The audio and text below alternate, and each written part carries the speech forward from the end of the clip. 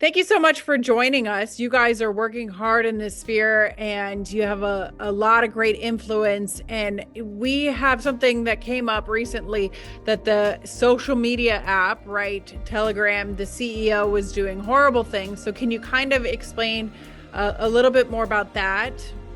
Sure. What Telegram, many people have heard of it, but not a lot of people know kind of how notorious it's become. It's owned by a fellow named Pavel Durov. It's used by criminals, people who want to buy, sell, and trade child pornography, so-called, we call it CSAM. And the reason it's attracting so much criminal activity, it's become sort of a hotbed of criminal enterprise, is because it's end-to-end encrypted. No one can ever find out what I'm saying to you, what you're saying to me. We can exchange images. We can sell illegal guns. We can sell cryptocurrency. We can sell children. We can sell women. You can sell slaves. You can do whatever you want. And to compound the matter, the fellow I mentioned, the owner, Pavel Durov, refuses to cooperate with the police or law enforcement agencies. Not only is he, shall we say, reluctant to cooperate, he's made a reputation for himself as being hostile to the police, to any government agency. And that in turn has attracted even more bad actors to the platform where they feel like they can be safe from any kind of accountability, law enforcement, international or otherwise.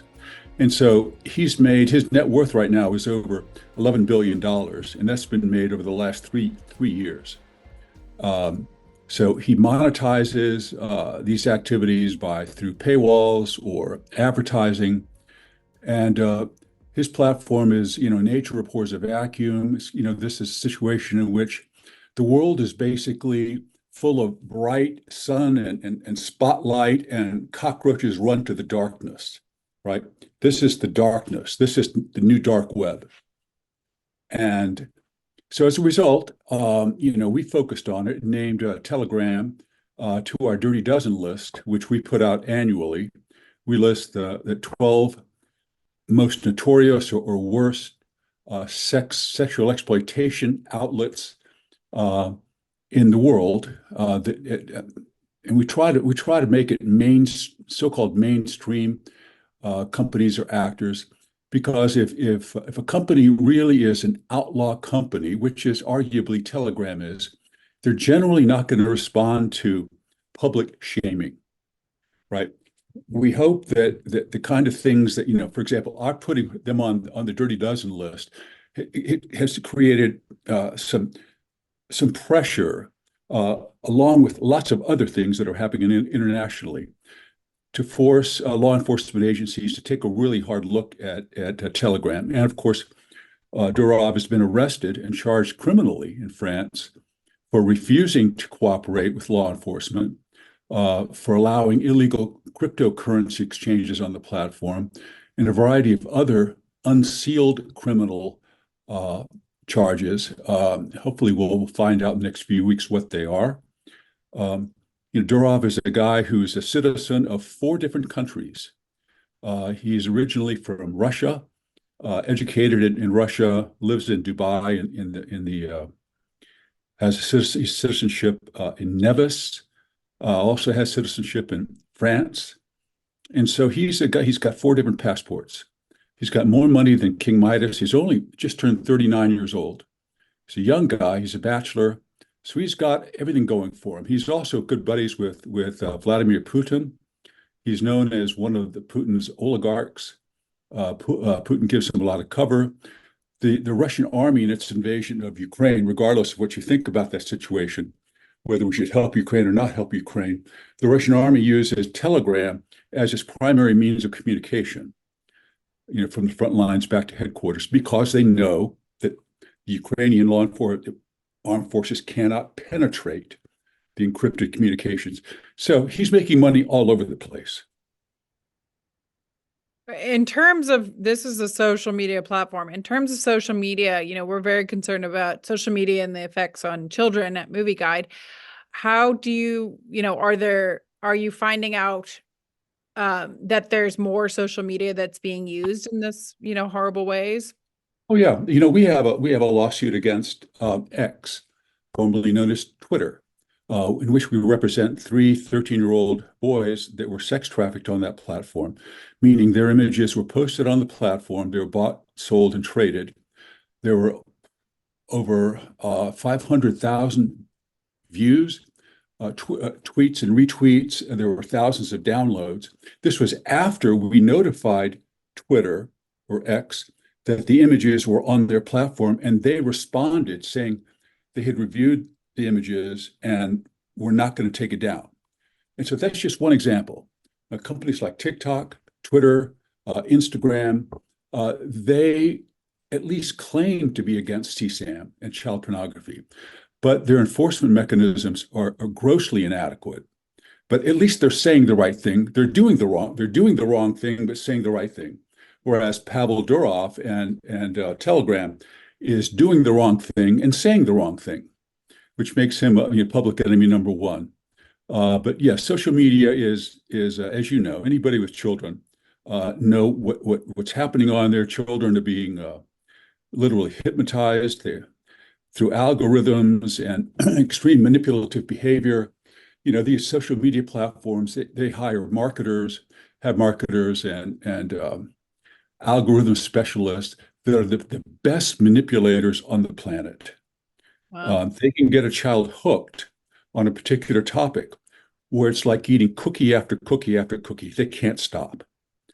And they're really good at it. And right now, there are no laws on the books to prevent them from doing that. But you and I were chatting a little while ago about a law called the Kids Online Safety Act, which it's been passed by the Senate, and that right now it's in the House, that will go a long way to preventing the use of algorithms to target children into addictive behavior.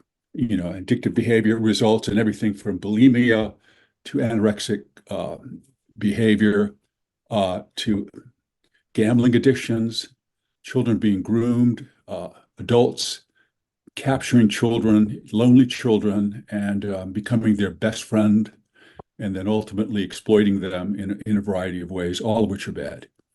But Telegram is kind of the leader of the pack right now, Wow. internationally. And because it's the so-called dark web, they don't cooperate with law enforcement.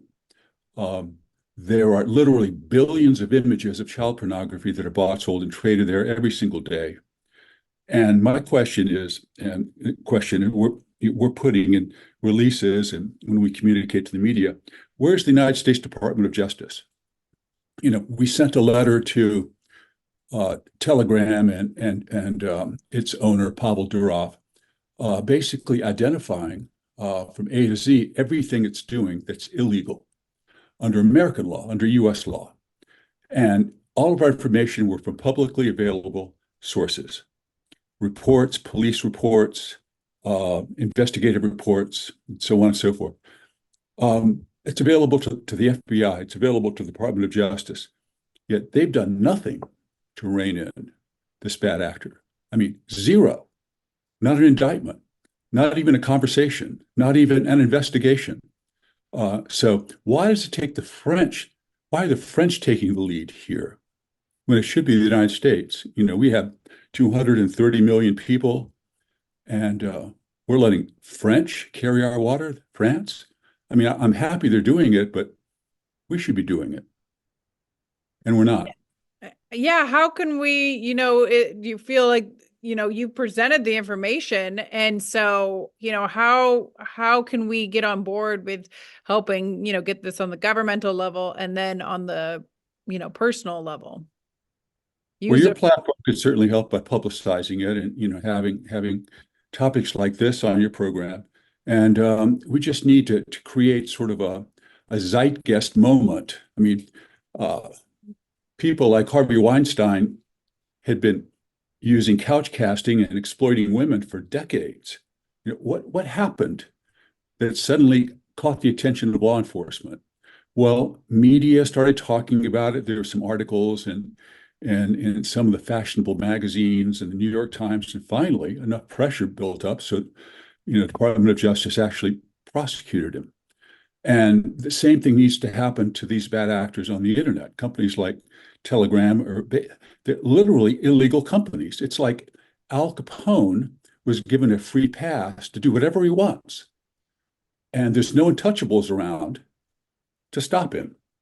And it's Telegram is sort of the apex predator in the social media area, but we also have people like Zuckerberg and Elon Musk and others, um, that they'll tell you that, for their own personal selfish reasons, are extreme libertarians. They don't like government intervention or government activity or regulation in any sphere when it comes to them. I mean, they may be for government regulation of social issues that they want to promote and support, but when it comes to them, they're extreme libertarians, and any regulation is bad regulation. Uh, and it's a real problem. I mean, there's a law in the books called CDA 230 that gives almost carte blanche immunity from civil liability to online platforms for content that's uploaded to the platform. So that's why people like Zuckerberg and Musk and the others and Jack Dorsey could do and say anything they wanted to on the internet. Then they're subpoenaed before Congress. They say, mea culpa, we're sorry, we'll do better. Then they never do better. They do exactly the same thing, and they make more and more money. And they know they're going to be subpoenaed in about 2 years back to Congress. And there'll be a big show. People on the Judiciary Committee will get their headlines. They'll grill these people. But Congress needs to pass some laws to rein them in. And that's what KOSA, the Kids Online Safety Act, is about. It's the beginning, not the end. But it'll be a tool to help them. It doesn't limit any content on the internet. It just prevents the manipulative algorithms from being used to target kids. Have you ever noticed that if you research a particular topic 2 or 3 times, that you suddenly get bombarded with ads and images and pictures that are just like what you asked about? And of course, they want you to stay online, and they think that they've got you hooked because they've got something that you're interested in. They do the same thing to children. And kids don't have the willpower to say no. And I'm very concerned about it. I have 3 kiddos myself, and now, it's different than when I grew up. And we have the world in our hands with this small device. And so what would you say to the parent, in terms of maybe what they share, like photos and stuff like that? What would you say, as a kind of a practical thing? Should we not be sharing photos of our kids, or what would you say? I'm a granddad, but I've got grandchildren, all of whom are 12 and under, many. And number one, I'd say keep them off social media, period. If you give them a phone, give them what's called a dumb phone, one that you can't connect to the internet on, but yet you can call them and know where they are. If there's a computer at home that they need to do with their homework, put it in a very public room and get a desktop, which can't be picked up and taken around, and have them do their homework right there. But I put off allowing them to have their own devices for as long as possible. One of the things that we've learned at the National Center on Sexual Exploitation is that it's not a question of if a child will be approached by a pedophile or groomer on the internet. It's just a question of when. Oh, no. Okay. So if your child spends any time at all on social media, a creep pretending to be his friend, maybe pretending to be a young person, will capture his fancy. And these people are the ultimate sociopaths. They're manipulators. They could sell the bark off a tree. They're so good, so clever. The 2 13-year-olds who are our clients in our lawsuit against X thought they were sharing images with a 13-year-old girl who were sending them images. They started getting back and forth, and then the girl turned out to be a 40-something-year-old pedophile pretending to be a 16-year-old girl. And these boys didn't know that, yet they were tricked. Yeah. And this is not the exception. It happens, tens, hundreds of thousands of times every day. Well, thank you guys so much for everything you're doing. You're doing amazing work, and I commend you on that. Is there anything else, you action plan you'd want us to take, or anything else you'd want to talk about what you guys are up to? Well, we love partnering with you all. Everything you do is golden. You guys have run a first-class operation. Just remember our issues: sexual exploitation on the internet, protecting children. It's the Wild West right now, total anarchy. And I'm not a big fan of having big government tell me what to do either. But government needs to pass some regulations to rein in these out of control platforms. So keep preaching the story, and hopefully people will come alongside of us and ultimately do something. If you enjoy videos that follow your values like ours and you want to help us continue, go to movieguide.org/donate, because we're actually a nonprofit. You may not know that, but we're working in Hollywood every day to help families have more choices that follows their values. And also subscribe right now.